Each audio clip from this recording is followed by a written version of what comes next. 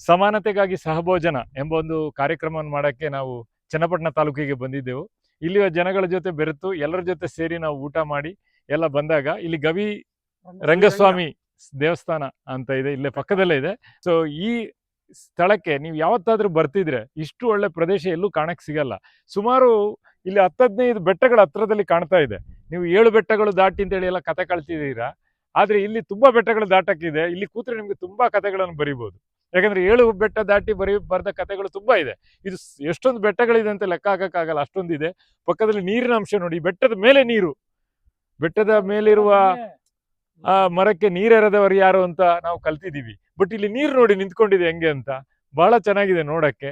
ಬನ್ನಿ, ನಮ್ಮ ಕನ್ನಡ ನಾಡಿನಲ್ಲಿ ಎಷ್ಟೊಂದು ಒಳ್ಳೊಳ್ಳೆ ಪ್ರದೇಶಗಳಿವೆ. ಎಷ್ಟು ಕನ್ನಡಿಗರ ಮನಸ್ಸು ಎಷ್ಟು ಚೆನ್ನಾಗಿದೆಯೋ ಅಷ್ಟು ಚೆನ್ನಾಗಿರುವ ಪ್ರದೇಶಗಳು ಎಲ್ಲೆಲ್ಲೂ ಕಾಣಕ್ಕೆ ಸಿಗುತ್ತೆ. ನಾವು ನಮ್ಮನ್ನು ಮೊದಲು ಹುಡುಕ್ಬೇಕು. ಅಂದ್ರೆ ನಾವು ನಮ್ಮ ಕನ್ನಡಿಗರಾಗಿ ನಮ್ಮ ಕನ್ನಡ ನಾಡನ್ನು ನಾವು ಚೆನ್ನಾಗಿ ನೋಡೋದಿದ್ರೆ ಅದು ದೊಡ್ಡ ಏನಾಗುತ್ತೆ, ನಮ್ಮನ್ನ ಅನ್ಯಾಯ ಆಗುತ್ತೆ.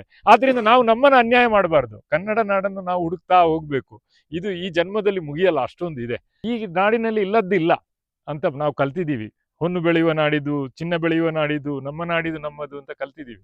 ಸೊ ಈ ನಾಡನ್ನು ಇನ್ನೂ ಹುಡುಕಿ, ಇದು ನಾವು ನೋಡಿ ಸುಮ್ಮನೆ ಇದ್ರೆ ಅದು ನಮ್ಮ ಸ್ವಾರ್ಥ ಆಗ್ಬಿಡುತ್ತೆ. ಆದ್ರೆ ನೀವು ಇದನ್ನು ನೋಡಕ್ ಬರಬೇಕು ಅಂತ ನಾವು ಎಲ್ಲರ ಪರವಾಗಿ ನಾವು ಕೇಳ್ಕೊಳ್ತಾ ಇದ್ದೀವಿ.